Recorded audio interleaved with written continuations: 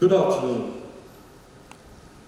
After months and years of doom scrolling and bed rotting, myself, a term that many of us might be familiar with, I took a pause. About a month ago, I deactivated all my social media accounts. What did this lead to? Why am I telling you this?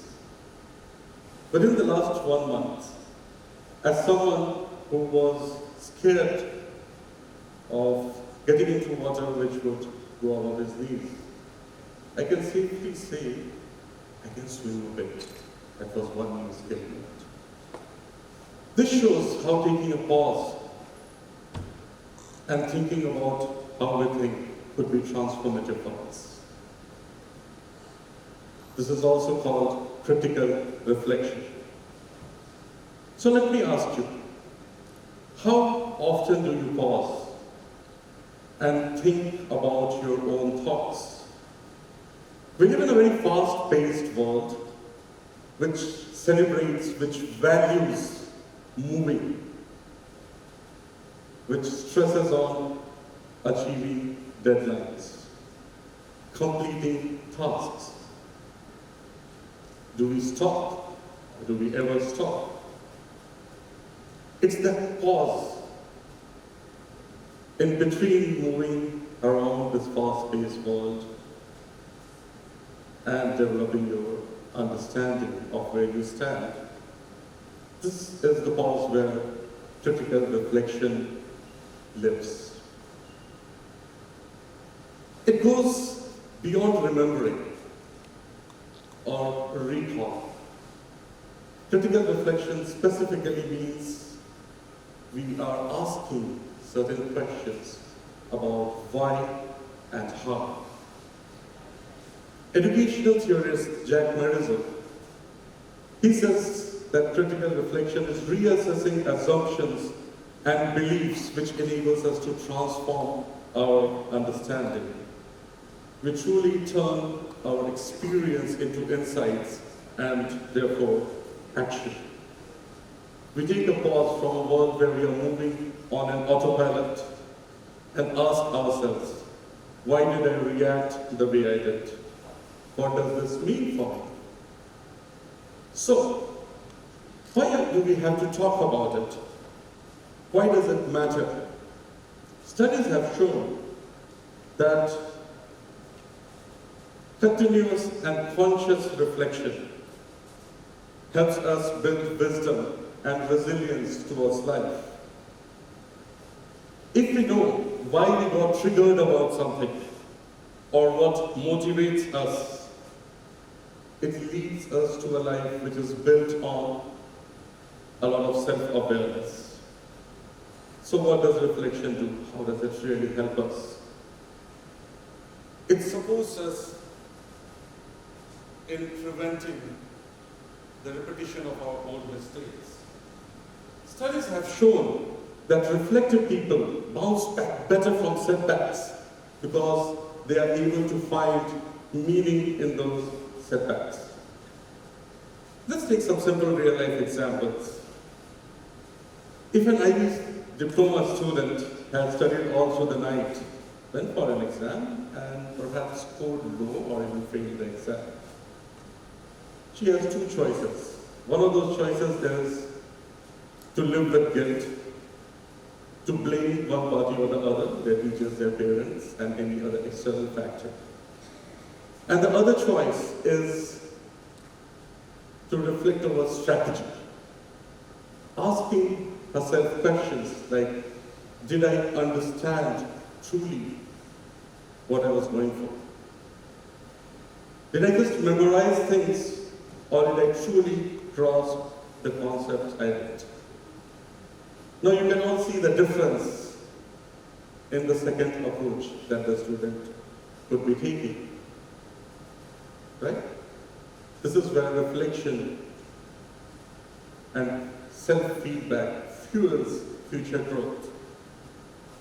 Let us talk about another example where a manager heard complaints from her teammates that her meetings were very intense, often very long, The defensive feedback that the manager had was that, yes, I'm trying to be efficient. She's definitely trying to do good. However, if she engaged in critical reflection herself, she would realize that she needs to be more inclusive and recognize the needs of her team members. Both stories reflect how reflection shifts perspective.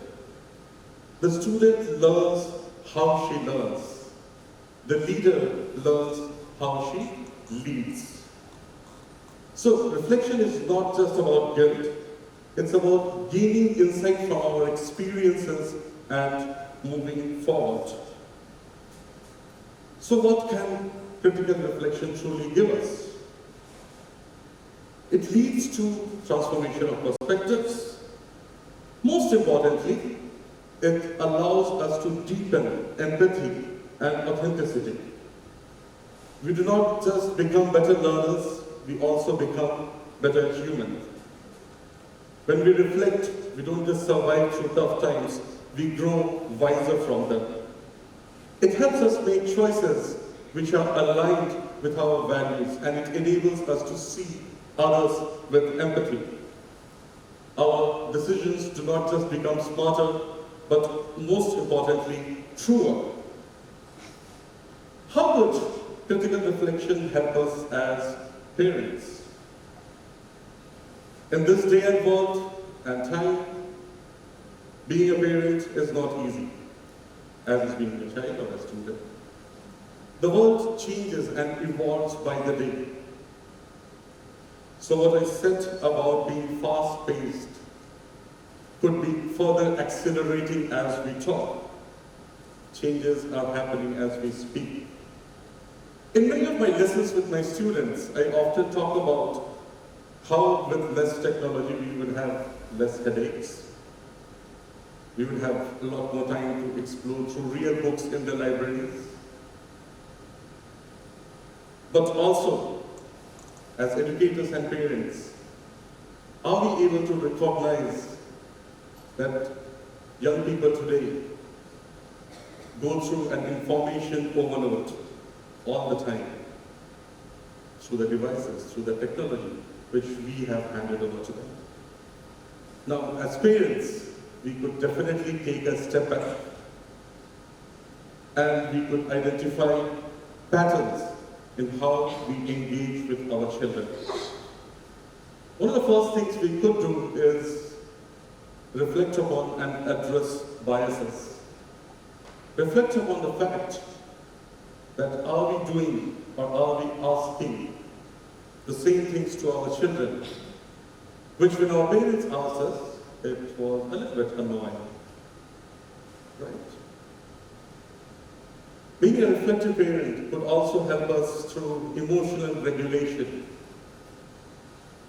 calibrating how we react to our children's views, our children's actions, and their behavior.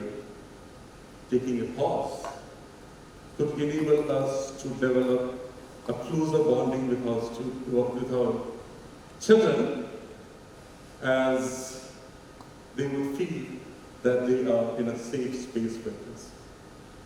So, how could we practice and cultivate critical reflection into our lives? Take a pen, write a line every day. What did I learn today? Have a dialogue. Share your reflection with your peers. Create safe spaces for your peers to share their words with you, their ideas and thoughts with you. And most importantly,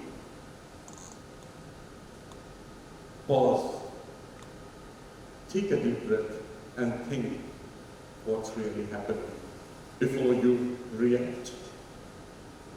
We should not be dwelling upon, but actually learn from the past. As philosopher John Dewey said, we do not learn from experiences. We learn from reflecting on our experiences.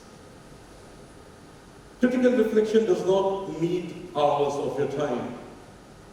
It just needs that minute of pause, and it could have a transformative power over your lives.